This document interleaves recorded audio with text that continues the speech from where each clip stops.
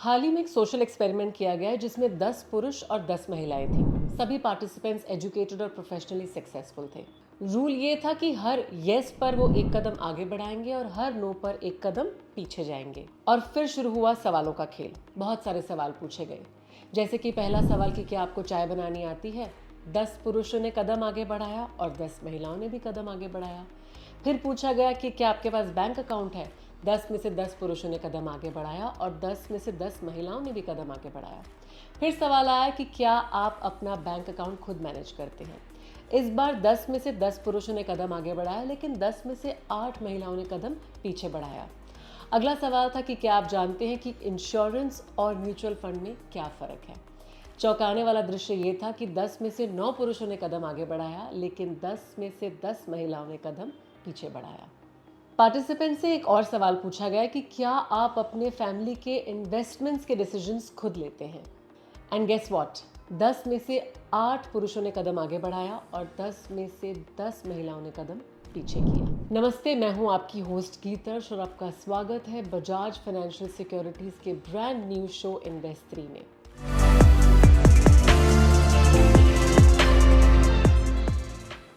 जहां हर हफ्ते आप और मैं बैठकर बात करेंगे इन्वेस्टमेंट से रिलेटेड आइडियाज़ और ऑप्शंस के बारे में, खास करके भारतीय महिलाओं के लिए। पर हम आगे बढ़े उससे पहले do not forget to subscribe to our channel and please click on the bell icon, ताकि आपकी इन्वेस्टमेंट जर्नी में आप कभी भी अपने आप को अकेला ना पाएं। जेंडर इक्वालिटी के रेवोल्यूशन में फाइनेंशियल इंडिपेंडेंस का बहुत बड़ा रोल है। जैसे कि हमने इस एक्सपेरिमेंट से समझा कि आज के इस टाइम पर महिलाएं काफ़ी वर्कफोर्स में आगे आ गई हैं, काफ़ी एजुकेटेड हो गई हैं, बट फिर भी फाइनेंशियल लिटरेसी के मामले में कहीं ना कहीं पीछे हैं। तो आप सोचेंगे कि ऐसा क्यों होता है। हमारे देश में ज़्यादातर महिलाओं को फाइनेंशियल डिसीजन से दूर रखा जाता है। इसके कई कारण हो सकते हैं, जैसे कि पेट्रियार्की, महिलाओं में एजुकेशन का अभाव और फैमिली में मैस्कुलिन कंट्रोल। हाँ, ये सही बात है कि महिला दिए गए बजट में घर का खर्चा अच्छे से चलाती है, लेकिन फाइनेंशियली इंडिपेंडेंट होना और घर का खर्चा चलाना दो अलग अलग बातें हैं।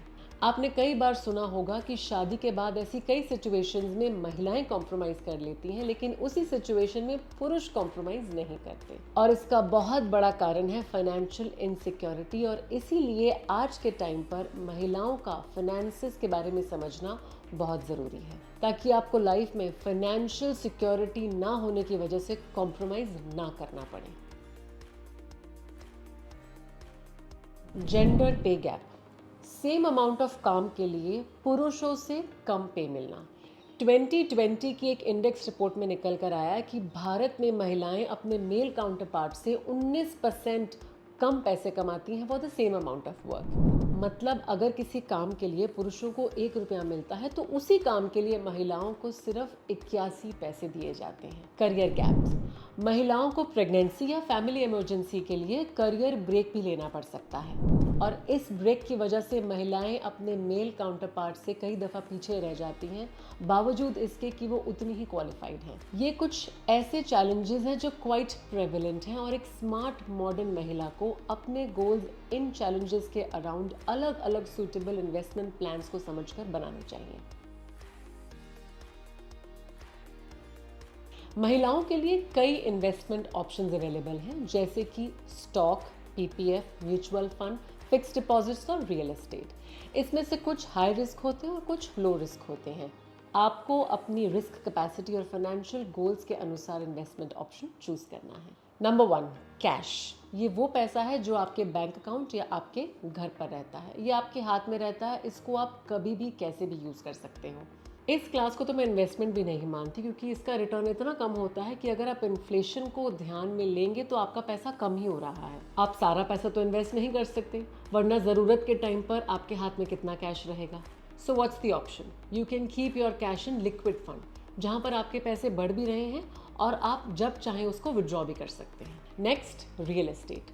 हर इंडियन का अपना सबसे बड़ा सपना होता है अपना खुद का घर, मगर महिलाओं के लिए investment in real estate is much more than an emotional decision. Real estate जैसे कि घर, कोई कमर्शियल प्रॉपर्टी जैसे कि ऑफिस, ये सब आपको एक फाइनेंशियल सिक्योरिटी के साथ साथ एक सोशल सिक्योरिटी भी प्रोवाइड करता है। So this is definitely an option, but keep in mind कि रियल एस्टेट में लिक्विडिटी बहुत कम होती है। मतलब मानिए कि अगर आपको इमरजेंसी में कोई पैसा चाहिए तो रियल एस्टेट से आप शॉर्ट टाइम में इस पैसे को नहीं निकाल सकते। Then there is fixed deposit and recurring deposit. आजकल आपको एफडीज में से अप्रॉक्सीमेटली 5 to 7% का रिटर्न मिलता है depending on the period of investment that you have chosen.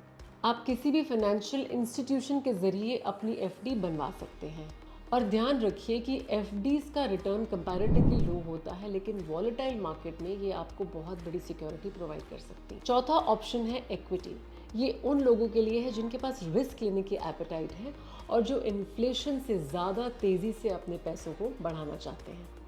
This class has medium to high risk, depend करता है कि आप कहाँ अपना इन्वेस्टमेंट चूज करते हैं। इक्विटी का सिंपल सा मतलब है किसी भी कंपनी का हिस्सेदार बनना, उसका स्टॉक होल्डर बनना। तो जैसे जैसे कंपनी या वो फंड ग्रो करता है वैसे वैसे आपके पैसे बढ़ते हैं। दिस इज़ मोर लाइक कि आपने इन्वेस्ट कर दिया लेकिन आपको रिटर्न देने के लिए मेहनत कोई और कर रहा है, which is great. Mutual funds and stocks come under equity investments. फिर आता है gold. And no, I am not talking about gold jewellery. इस पर हम एक और एपिसोड बहुत जल्द बनाएंगे। पर ये याद रखें कि पेपर पर जो सोना होता है उसका रिटर्न आपके गले पर पहने गए सोने के हार से कहीं ज़्यादा होता है। गोल्ड इन्वेस्टमेंट के लिए आप ETFs में इन्वेस्ट कर सकते हैं या फिर सॉवरेन गोल्ड बॉन्ड्स में भी इन्वेस्ट कर सकते हैं। डोंट वरी, इस पर हम एक एपिसोड बहुत जल्द बनाएंगे। अगर आप long term retirement focused investment plan सोच रहे हैं तो प्लीज़ चेक आउट NPS, जो कि pension fund regulatory and development manage करता है। ये गवर्नमेंट स्पॉन्सर्ड स्कीम होती है जिसमें अगर आप एक इंडियन सिटीजन हैं तो आप इन्वेस्ट कर सकते हैं, वेदर और not you are professionally working. ये scheme equity, FD, corporate bonds, liquid funds, government funds, सबका एक मिक्स होता है। आप अपनी रिस्क कैपेसिटी के हिसाब से देख सकते हैं कि आपको किस में, कहाँ, कितना और कब तक इन्वेस्ट करना है। If you can invest in a tenure of 15 years, अगर आपको 15 साल तक उस पैसे की ज़रूरत ना पड़े तो you should look at investing in PPF, pension provident fund. PPF से हम 5 साल बाद पैसा लोन भी ले सकते हैं अपनी इन्वेस्टमेंट के अगेंस्ट। इस इन्वेस्टमेंट में आपको टैक्स फ्री कंपाउंडिंग का बेनिफिट मिलता है और साथ ही में आपके इंटरेस्ट और आपकी प्रिंसिपल इन्वेस्टमेंट के ऊपर आपको एक सरकारी गारंटी भी मिलती है। इसलिए PPF is considered to be a very safe investment, not that great returns but not that bad either. साथ ही साथ I want you to understand the importance of emergency funds. अलग अलग इन्वेस्टमेंट ऑप्शंस में इन्वेस्ट करने से पहले बहुत ज़रूरी है आपका एक इमरजेंसी फंड होना। ये आपका पर्सनल सेविंग अकाउंट भी हो सकता है या फिर लिक्विड म्यूचुअल फंड भी हो सकता है जो आपको इंटरेस्ट भी दे रहा है, लेकिन साथ में आप कभी भी इन पैसों को विड्रॉ कर सकते हैं। म्यूचुअल फंड्स के बारे में हम आने वाले एपिसोड्स में बात करेंगे, लेकिन सबसे पहले आपको प्रायोरिटाइज करना है आपका emergency funds. This is the fund जो आपको कभी भी किसी भी डिफ़िकल्टी में, किसी भी इमरजेंसी में काम आ सकता है। आइडियली आपके पास 3 से 4 महीने के खर्चे जितना इमरजेंसी फंड होना चाहिए।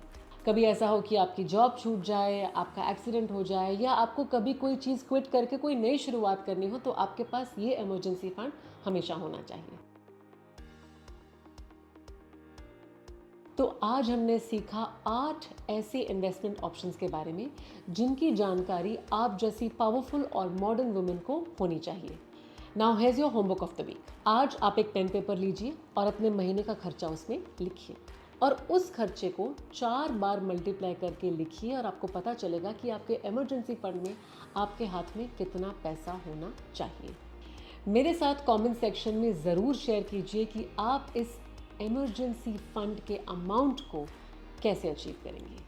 अगर आज के एपिसोड के रिलेटेड आपके मन में कोई सवाल हो तो वो भी आप कमेंट सेक्शन में मेरे साथ शेयर कर सकते हैं। इसके बेसिस पर हम अगले हफ्ते एक नए टॉपिक के साथ मिलेंगे और ये जानेंगे कि महिलाएं आर्थिक रूप से अपने आप में सक्षम कैसे हो सकती हैं। आपको अगर ये वीडियो पसंद आया हो तो इसे अपने फैमिली और फ्रेंड्स के साथ ज़रूर शेयर कीजिएगा।